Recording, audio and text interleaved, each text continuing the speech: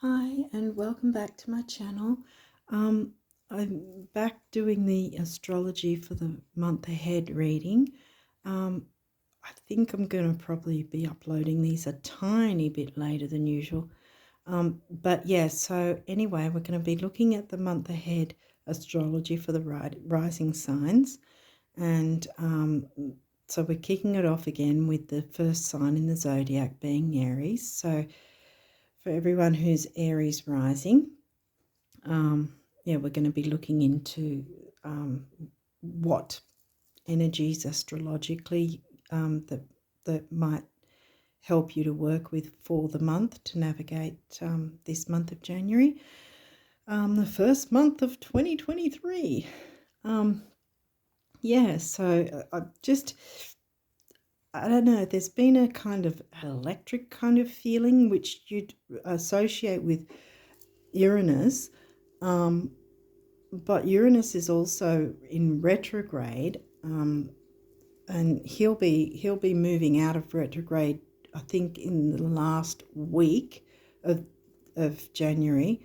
But as I've said in previous videos, I believe that no matter what planet goes retrograde, there's always a pre-shadow phase and a post-shadow phase, as well as the actual retrograde. So just before, during, and just after, so 3 different phases. So even though Uranus will be out of retrograde in the last week of January, there's still that post-shadow phase that might have some effects of Uranus retrograde. Now, we already know that Mars is still retrograde and Mercury's now jumped into the party as well. So we've got a few retrograde planets happening right now, at least in the early mid part of January. So anyway, excuse me.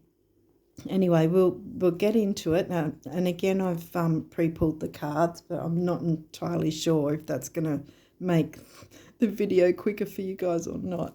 That hasn't happened the last couple of times that way, but for some reason I've been guided to do it this way, where the first 4 decks, being the astrology decks, are pre-pulled. And I haven't seen these, but while I was pre-pulling these, they were acting really crazy, and cards were just literally spinning around, and yeah, so I'm not sure what to make of it right now, because that's why I said it's sort of, there was a kind of electric feeling. I don't know if that's simply because of you guys or the start of the year, or, you know, you guys being Aries rising in the Mars, you know, fire energy. Yes, so anyway, we'll be using the same decks. If you've seen my previous videos, you know that I'm working with the same decks for now until I'm sort of maneuvered to do any other different decks. I think I've got one astrology deck I'm waiting on, and I'll see if I'll be using it instead of another deck or whatever. We'll wait and see anyway. I don't have it yet. It hasn't been delivered yet. So anyway, we're going with Arcana of Astrology first, then astrology reading cards, then the Numinous Astro deck, and then we're finishing the astrology side of it with Star Codes Astro, and those ones will have upright and reversed. The others just will all be upright. Or if I turn them and they're not upright, I'll turn them upright because they don't have reversals in that deck. And then we'll move on from the astrology side of things to get some numerology guidance cards for you guys. And then we'll get notes from the universe on abundance, see what abundance messages you guys can get for the month of January. And then we'll get some guardian angel messages to finish off the reading as I have been doing so far. Okay, so let's get going and see what we've got. Eris with an I. That's an asteroid, and she's known as the street fighter. That's sort of kind of like the Uranus energy of not, how do I put it? I don't know if it's, I'm wanting to say not wanting to be told what to do kind of thing, but the protesters, that sort of, the ones that rally and all that sort of thing, that kind of street fighter attitude. Okay, so then we've got third house. Okay, well, that's Gemini energy, and it would be in Gemini for you because you've got what's called a natural natal chart. I don't know if you've seen my other previous readings, but yeah, Aries is the first sign of the zodiac, and since you're Aries rising, every other house, every consecutive house will all be in their respective signs as well. So Aries rising will have Aries in the first house, then Taurus second, Gemini third, and so forth. So anyway, Aquarius, well, that's your 11th house. So we've got here straight up, okay, third house, Gemini energy. Well, I just say energy, it's themes. Communication, and that's with Aquarius is community. So communication with communities. So already we're getting Mars, yeah. And see, the thing is, even though we have the retrogrades, it doesn't mean we have to cower in a cave somewhere. And it doesn't mean we can't still move forward with plans. We just have to be a little bit more patient and considered about things, because we can't sort of brashly rush forward, because that's when mistakes might happen, and that'll frustrate us more. Lunar eclipse. Okay, now I haven't taken note of the next eclipses, but this could mean the previous lunar eclipse is still affecting you in some way. Yeah. I'm going to have a read through the book like I do with this particular deck. Full moon. Okay, so we've got, what have we got? We've got a full moon in Cancer. I don't think this month we'll have 2 full moons. Now, before I go any further, we'll look into the book for this.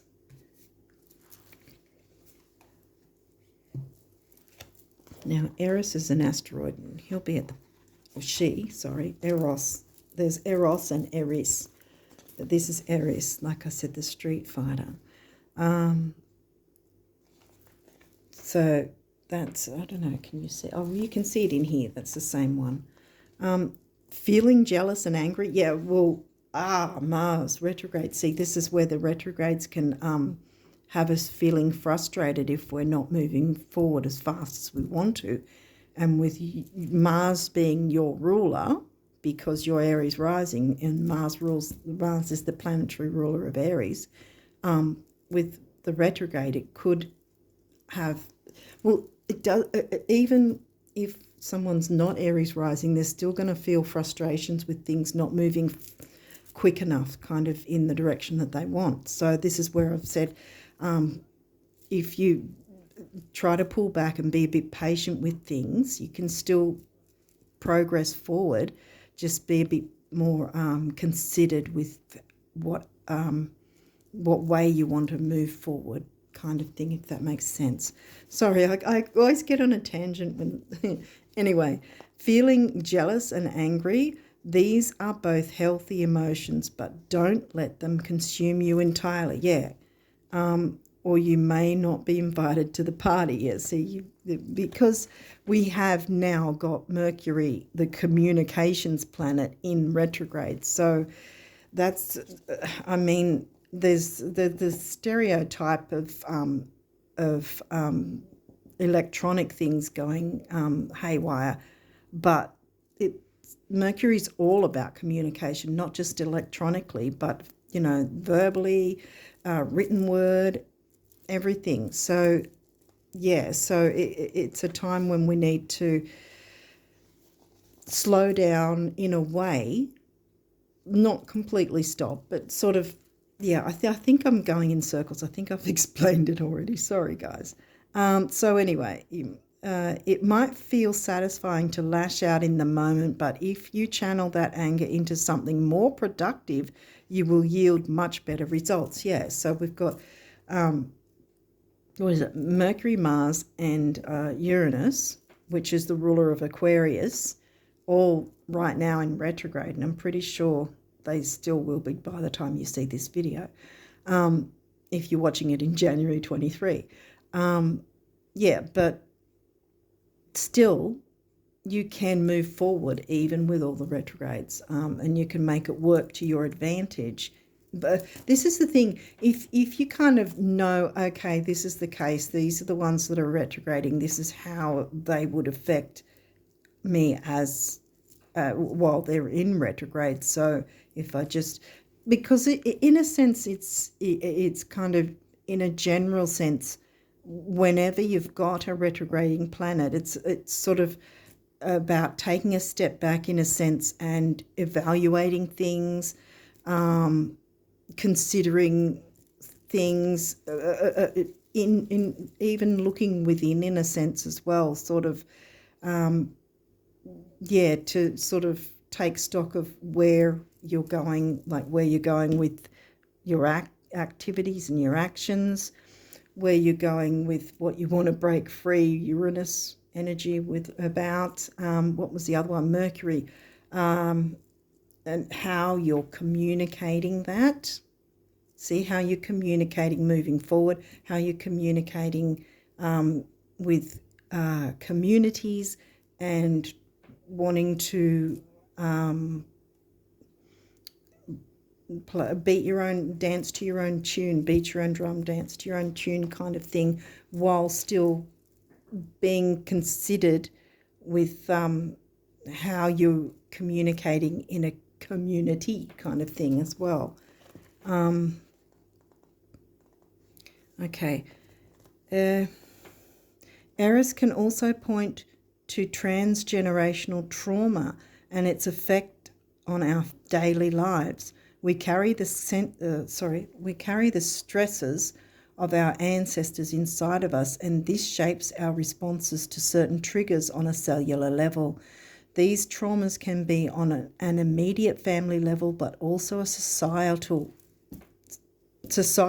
Aquarius, the group, the quintessential group, societal level. Remember that the things you are feeling are valid. Yeah, see, feeling valid, wanting to have your say. Aries the street fighter. This is where I was saying, with the community side of things, and Uranus, like I picked up on the Uranus energy with Aries, with wanting to have your voice, sort of thing, have your voice heard. And this is where if you push too hard or too fast, it'll be frustrating because Mars is retro. So in a sense, you've got to balance your needs, your feelings, what you want to put forward, with Mercury, Mars, and Uranus all retrograde, working with the whole three so that you still get heard in the way that you're wanting to, because here's your Gemini energy as well, already come through. Communication. And this one I didn't make a note of just before, but who rules Gemini and Virgo? The planet of Mercury. Mercury, Uranus, Mars, all retrograde. So it's kind of like these are probably going to be what you need to concentrate on this month. Okay, so we'll look at Mars. Well, actually, I've kind of explained Mars enough. I think we'll go straight into the moon phases again. Like I said, this might be about last lunar eclipse. That something's sort of coming through from that, because if you haven't already seen my videos before, I've mentioned how an eclipse might happen a couple of months prior, but then 2 months later you can feel the effects, bang, suddenly, all of a sudden. I had an eclipse moment, what I call it, like an eclipse tower moment. Doesn't necessarily mean you're going to have a tower moment. It might be something good, that something's changing. Full moons are generally about letting go of, releasing things. So, yeah, and it's even more powerful with the lunar full moon eclipse. But yeah, I had some years back, I had the eclipse happened, I think, in the June time frame, but I didn't feel the effects until suddenly in the middle of August, and I had the carpet pulled from under me kind of thing, because I just wasn't expecting it, because I hadn't really been aware, I guess you could say. And so that's why I felt like the carpet was pulled up from under me. But if you already know, okay, there's going to be effects of that, doesn't necessarily mean it's going to be negative. It might not be a carpet pulling from under you deal. It might just be, okay, you realise something does need to end in some way. Because there can be endings within things that are still happening, if that makes sense. Like, say, well, whether it's, you might have a relationship where a certain dynamic within the relationship is ending, but it's for the good. Doesn't necessarily mean the actual relationship itself is ending, and that can be with business or whatever, or maybe a product or something, or a service. There might be some part of it that needs to be changed or adjusted or ended, so another part can move forward, be brought forward in a better way, using the energies of these planets, Mercury, Uranus, Mars. I know it's like, I'm just saying Gemini, third house, is ruled by Mercury. Lunar eclipse. The lunar eclipse occurs when the moon moves behind the earth and ends up in its shadow. It may seem strange that something in a shadow can be known as the illuminator, but that is because this event only takes place during a full moon. A lunar eclipse carries the same message as a regular full moon, but intensified, like I said. Transits that we may... Oh, sorry, transits. Ooh, okay, we'll look at a transit as well. Truths that we may not be ready to see are going to come to light. Well, technically, everything's transiting anyway. It's always, things are always moving around the chart anyway. The moon is the fastest mover in the chart, and the moon and the sun are also considered planets when we're looking at a person's birth chart.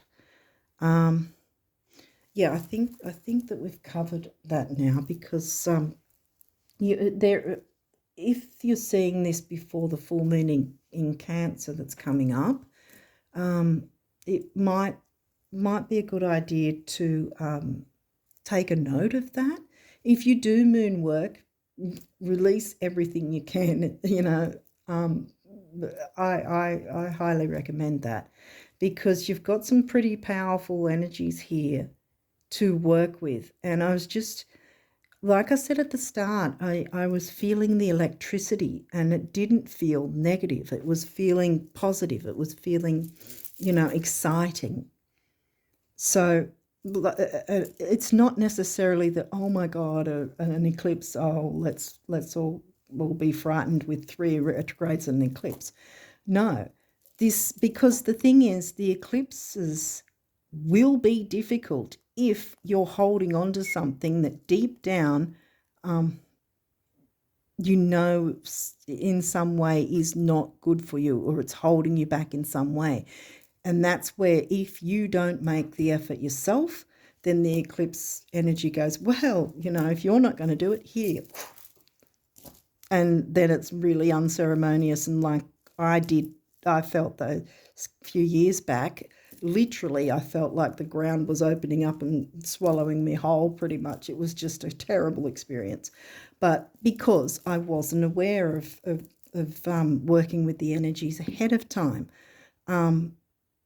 So, yeah, even though it might sound sort of negative, it's not really, because if forewarned is forearmed. If you have this information already, then you go, right, okay, now I know that these energies are going to be going on. I'm working with my third house and Aquarius energy, and I can still, move forward and have my voice heard and hear other people as well, let other people be heard as well. And that's how you can balance things out with those three powerful planets. And like I said, you may be feeling the effects of that, but this might just be a reminder to you that if there is something that you know is holding you back in some way, and even if you can't do anything in the physical, do something with the moon phase, the full moon phase, where you're writing it down, and ideally you write down whatever upsets or whoever is upset, whatever negative things or things that are holding you back. You just write it out and then ideally burn the paper so that you can't revisit it, so that you're letting it out to the universe and then it's gone, And so then you're clearing the way for these energies to work. Like I said, it's the same with the eclipse, that they want your life to move forward in the best possible way for you. That's what the energies are, that's what they're there for. They're not here to punish us. It only seems that way if we're clinging on tight to something, when if we're honest with ourselves, we realize, hey, this is holding me back, or hey, this isn't really for my best benefit. If we're honest with ourselves, that will make these energies work in our favor really well. Okay, so we've got the 8th house. Well, that's Scorpio energy, and that's, definitely 8th house for you.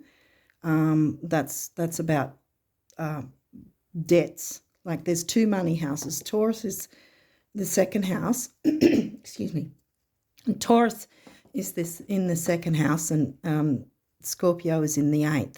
And the 8th house is more the debt side of money, but it's also about sex, debts, taboo, but it's also about shared income, like shared resources, shared bank accounts, and perhaps where you get your pay from. You might be having to rely on some company to be paid, that sort of thing. Shared income, where it's not something you're doing autonomously and making money on your own, So that could have a bit of Eris Uranus energy, where you're feeling a bit hemmed in, perhaps, when it comes to finances.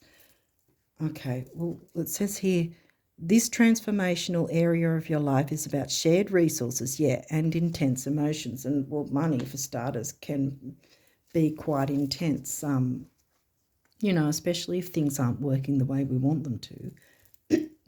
Now my throat's going great. I'll need to work on my chakra, I think, again.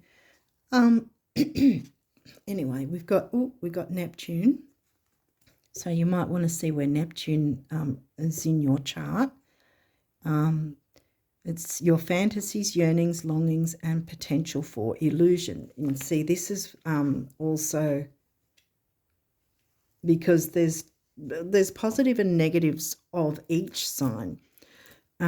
With Neptune, it's very spiritual, but it can be head in the ethers and a bit under an illusion. It's also self-sabotage and hidden enemies. Hidden enemies. So because it's kind of,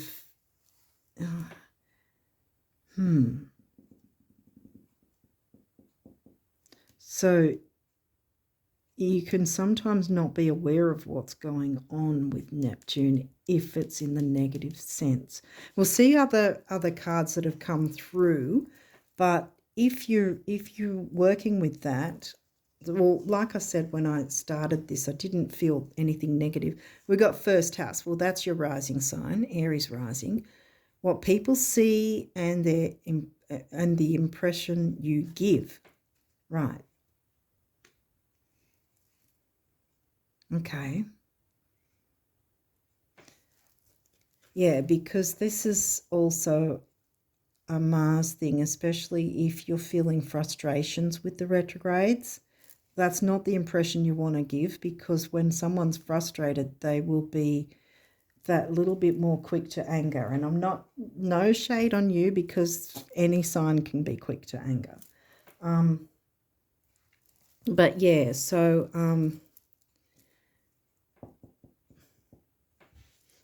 if you can try your best not to let things frustrate you, because you know that the retrogrades are here.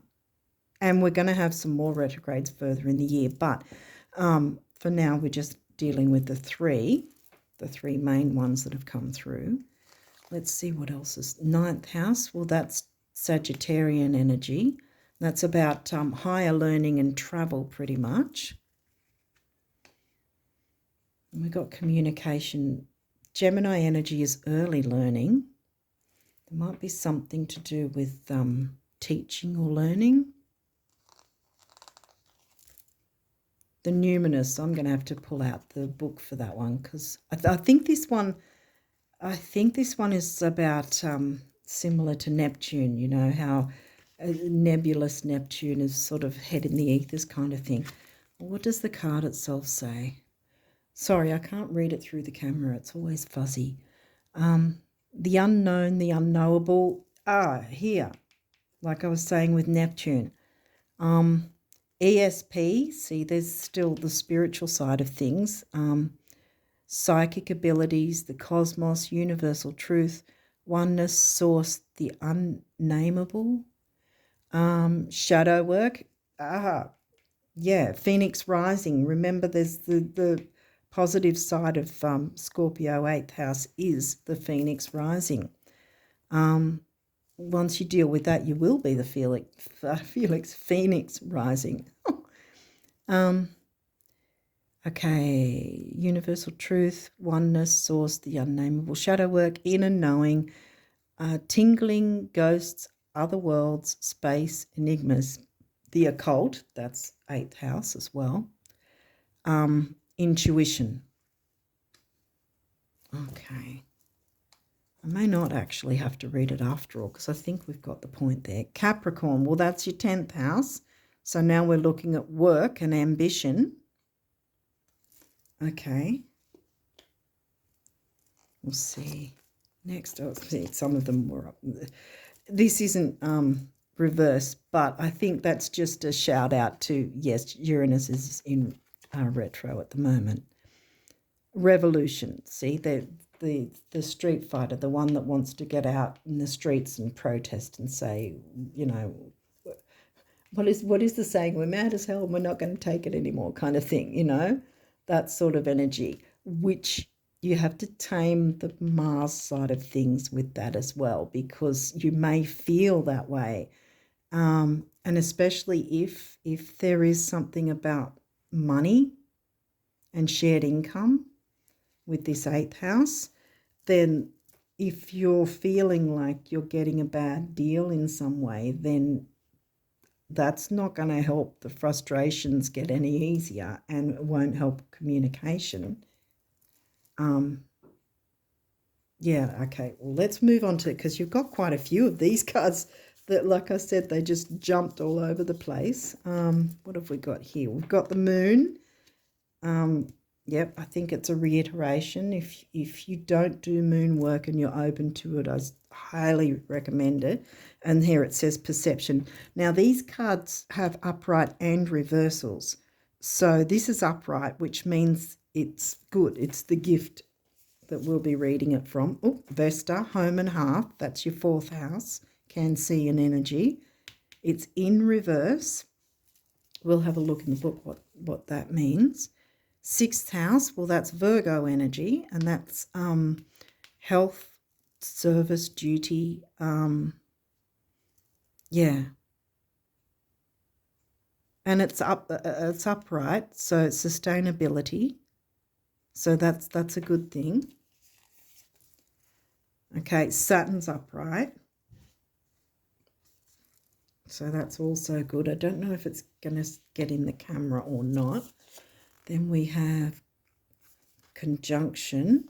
That's in reverse. So that'll be, see, it's in the guidebook. The upright is called the gift, and the reverse is called the challenge. So we'll have a look. Let's see what that midheaven. That's 10th house, Capricorn. Did we actually get 10th house as well? Well, Capricorn is your 10th house, and the midheaven is always situated. It's always situated at the top. Your midheaven's either on or around the 9th or 10th house. Right opposite is Imam Kali, which is either 3rd or 4th house, depending on, because they're exactly opposite each other, and that's your home life. And we've got Vesta coming through with the home life. Did we get anything Cancerian? I don't think so. Oh, well, there's the moon. The moon rules the sign of Cancer. But yeah, and then the final card is South Node, and it's in the challenge position. South Node, what's holding you back? We'll have a look in the book, but if it's upright, then it's the gift, and it's in reverse, so it's a challenge. So, like we were talking about earlier, is there something you're hanging on to that perhaps you might need to not hang on to? Yeah, let go of the grip of it. You know, sometimes letting go your grip doesn't necessarily mean it's going to go away and you'll never, you know. Sometimes letting go makes things actually move forward easier for you. And it doesn't necessarily mean that you have to say goodbye to the thing that you're letting go. Like, it's just that you don't have such a tight grip on it, kind of thing. So if all you can do is work with the moon energy, write out, okay, this is what's going on, this is what's upsetting me, this is what I'm frustrated about. Let it all out onto paper and burn it if you're open to that, because it really will make a difference. So anyway, we've got 19, the moon. Now that's in the upright position, and it says perception on the card. Yeah, there's a throat thing going on. So, and that seems to coincide with you wanting to speak up and say things. You know, say what's on your heart, say what's on your mind. But say it in a way where Mars is a little cooled down, if that makes sense. Anyway, sorry, I keep going on a tangent. I don't know how long I've been on. Hopefully the phone won't cut out, because otherwise I'll have to make 2 videos for you, and that might be annoying. Even more, because Mars is your ruler and it's retrograded. Sorry, guys. So 19 is the gift, and it says, you are one with the ebb and the flow. Watch what sign the moon occupies each day and let the moon teach you about its phases. Align yourself with those tides and make your life easier.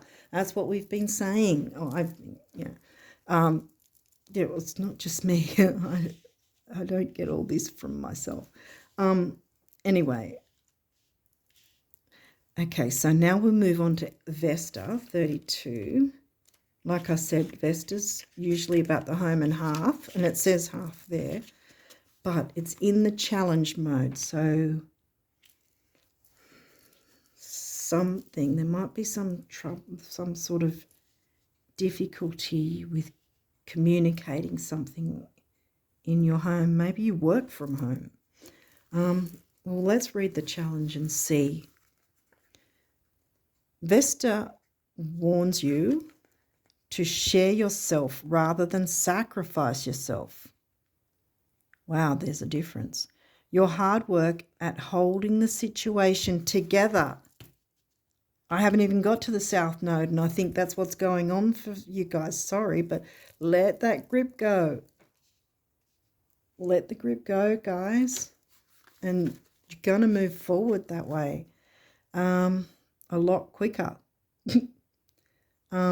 Even with Mars retrograde. Well, the other two are retrograde too.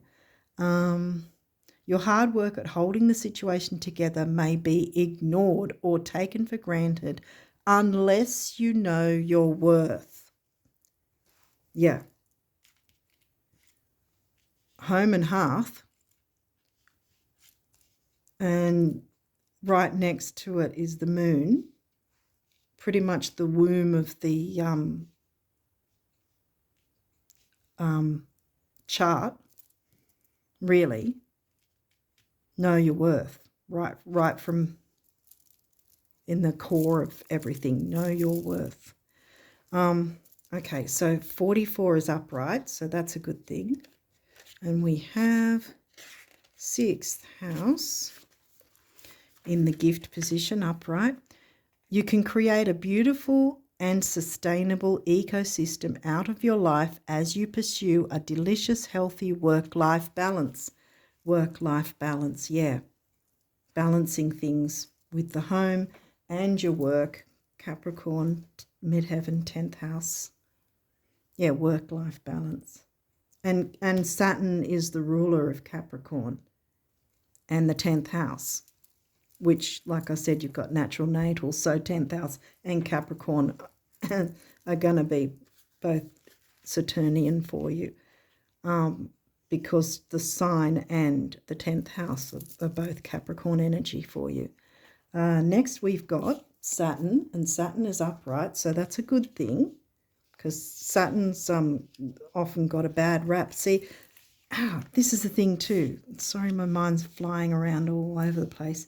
But this is the thing as well. Saturn gets a bad rap.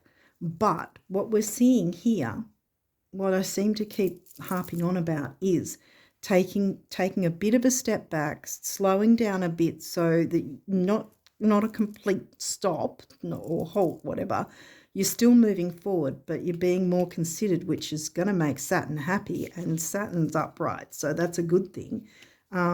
And Saturn's all about taking things slow, being more methodical, which is also a Virgo energy as well, Virgo and Capricorn. And it's funny that they're both on each end. You know, that they're methodical and they're slow and and considered sort of thing. They don't sort of rush forward. And again, that's no shade because any sign can rush forward and then wish they hadn't done certain things or been in certain places or whatever. So I don't know if I'm making any sense. It's sort of just all flooding out. Oh dear. Anyway, so we're up to Saturn. Saturn's upright, yay. You don't want Saturn in that, at least in my view anyway. Because then it's more introspection, and then because Saturn can be about fears, right? In your chart, sort of the things that you fear.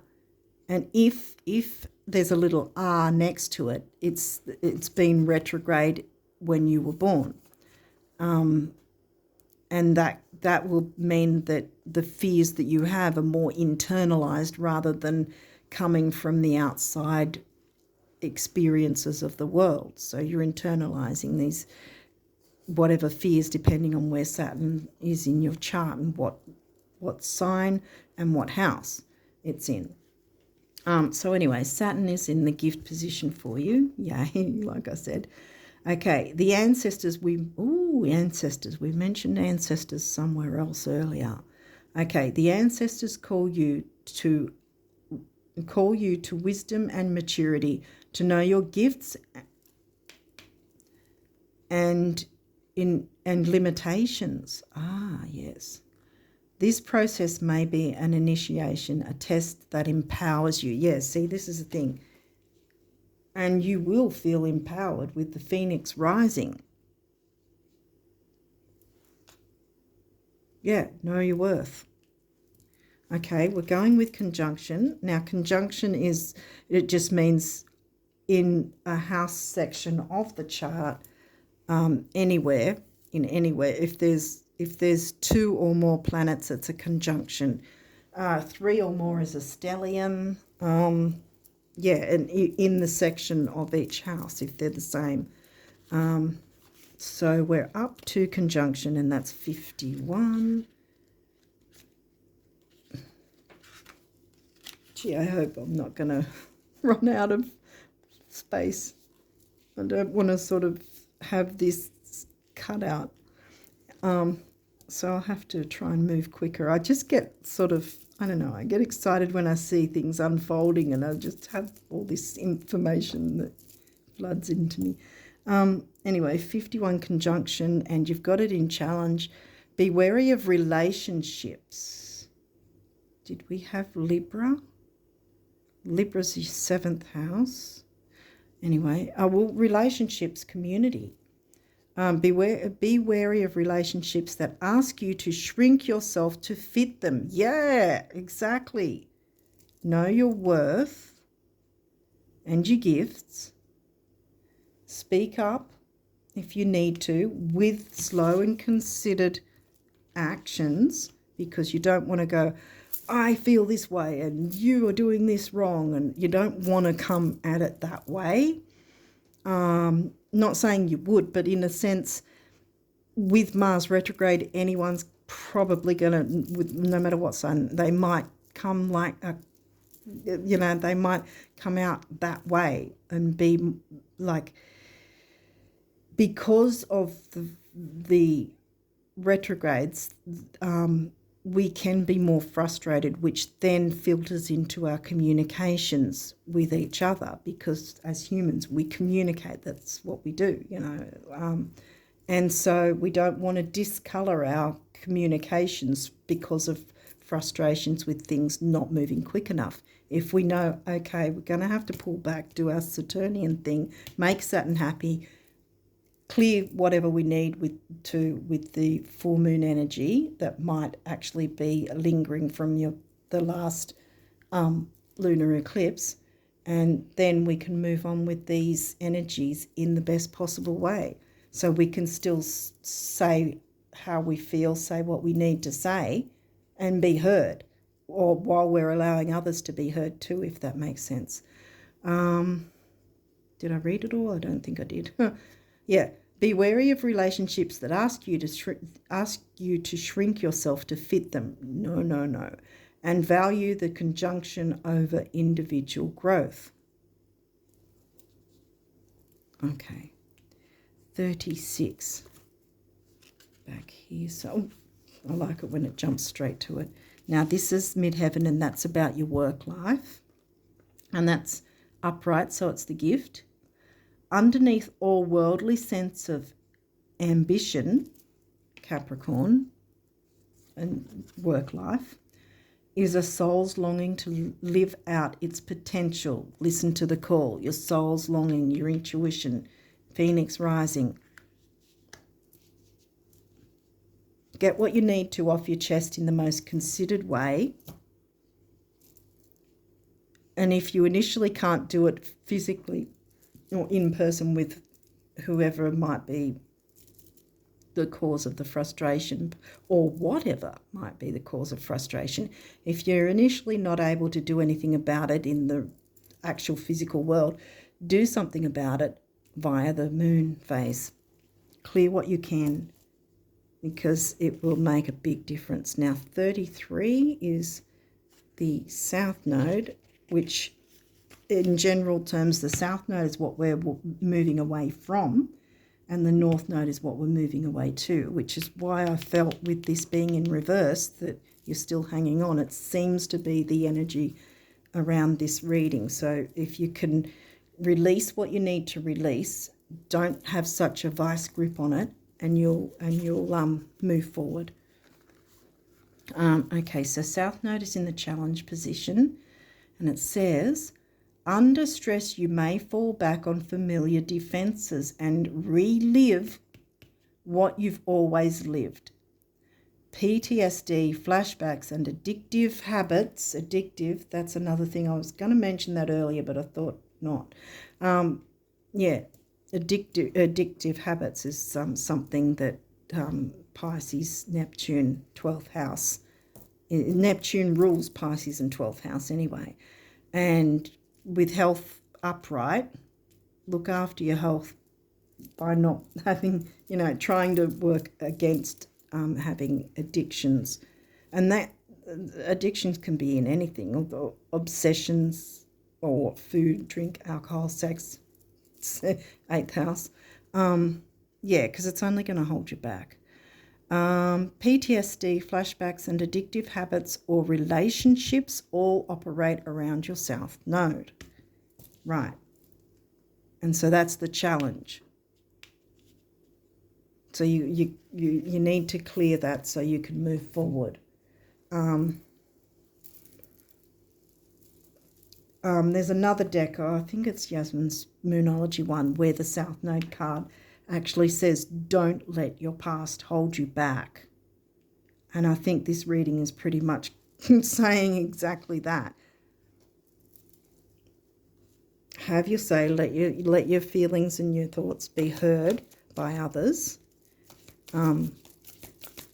Be open to hearing what others have to say as well. We all have to share this planet together, so we have to find a way to work with each other or move away from those who are holding us back and are not, in our best interests to be around. Sometimes everyone's got their own journey, I guess you could call it. And if someone doesn't agree with you, let them do their own thing. You don't need to hang on to that.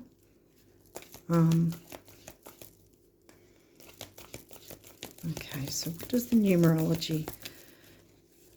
What do the numerology cards want you Aries risers to know? What do you need to know to navigate January?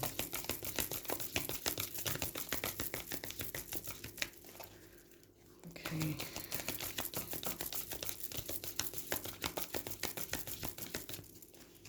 Let me get some cards from the numerology guidance cards.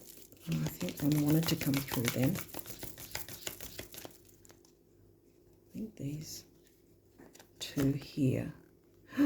Personal growth, synchronicity. Yeah. Because what were we saying before? Here, know your worth. Work with your intuition, which again, these two, because I've mentioned those two before, but there's your intuition. And, psychic ability is also 8th house as well as 12th. Is there any other? Yeah. An 8 and 7 comes to a 6. And I know 6 is a temporary opportunity.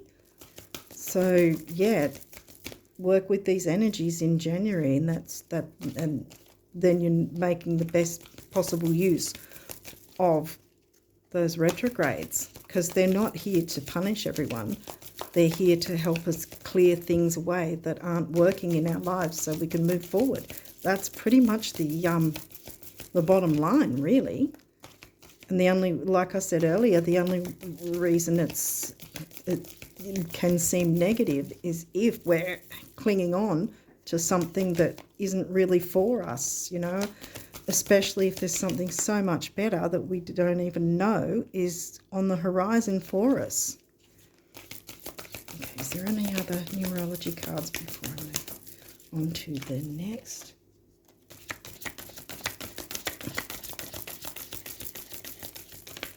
No, they're all sort of fanning out, doing their own thing. So we'll move on to notes from the universe on abundance, because we want some abundance messages, because that 8th house turned up and we want to know what's going to be, what the universe wants you to know about abundance for January 2023. I think one almost wanted to pop out then. Aries rising, what do they need to know? What does the universe want to tell them about abundance? Okay.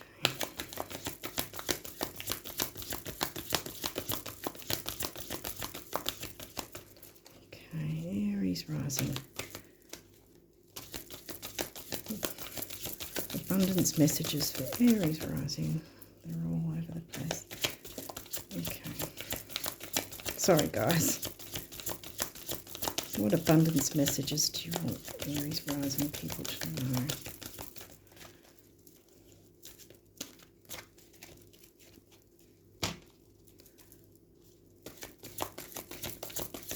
Abundance messages for Aries rising.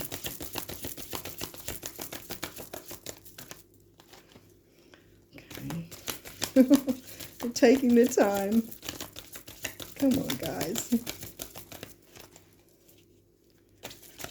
Aha. And look, that's a rainbow. Is there any other abundance messages for Aries? You want those too? Okay. Okay, I think we are done for now. Let's see what we got for you guys. All right. So first came this one.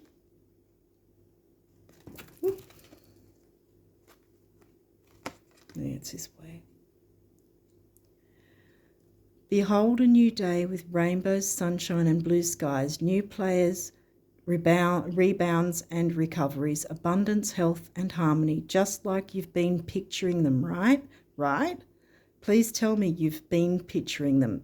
It takes so little, the universe. I'll try and jump through these because I don't know if it will cut out.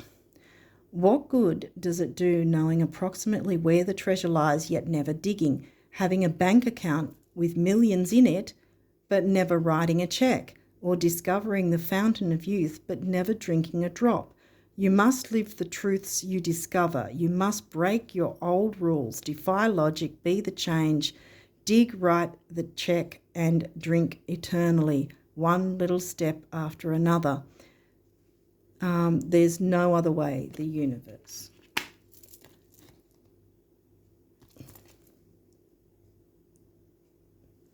Okay, here's what I ask folks who aspire to being fabulously rich. Couldn't you just pretend you're a multi-millionaire, right after you're done pretending you're not?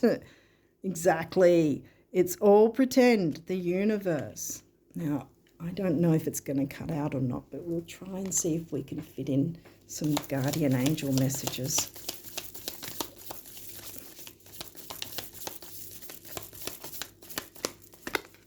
Healing. Listen to your heart. Love is the greatest healer. Healing, with 6th house Virgo. It has the capacity to balance and heal your emotions, thoughts and perceptions, which in turn will lead you physically. Will heal you physically. Lead, wow. Okay, that's Capricorn, Saturn. Your angels are here with you and will help dissolve your fears. Yeah, Saturn and Pisces fears. Trust in the power of love to guide you, and your life will magically transform. This card is confirmation that healing is occurring right now. And look, you've got a lot of purple as well. Crown chakra. intuition. Will we fit another one in? I don't know. Oh, yes, we will, by the looks of it. And look, this one's saying relax. There is plenty of time to do and achieve all you desire. Place your hands gently on your heart and allow your breath to guide you to a quiet space within. Imagine yourself bathed in golden light flowing from the eternal heart of God. I, your guardian angel, am with you. Allow me into your heart. You will accomplish more by focusing on that which is most important in life, love. Will we get another one? Oh, goodness, it might cut out. Okay, we'll see. Okay, no, I don't think so. All right, so I think that we've got the message here, guys. I think we've gone over it a few times. You're probably sick of hearing me say it. But yeah, just let your voice be heard, but also listen to others. And don't let anyone hold you back, though, as well. Know your worth. Tap into your intuition. And synchronize these retrogrades in your favour. Work with the full moon energies if you're open to that. But yeah, like I said, I highly recommend it. Yeah, because this can be a very productive month for you, actually, I think. If you're willing to open and work with those energies, they're going to benefit you. So anyway, with that, I wish you all the best for this month of January, the first month of 2023. I wish you all the best of luck and love and fortune and prosperity and health. And yeah, I wish you all the best. And until next time, bye for now.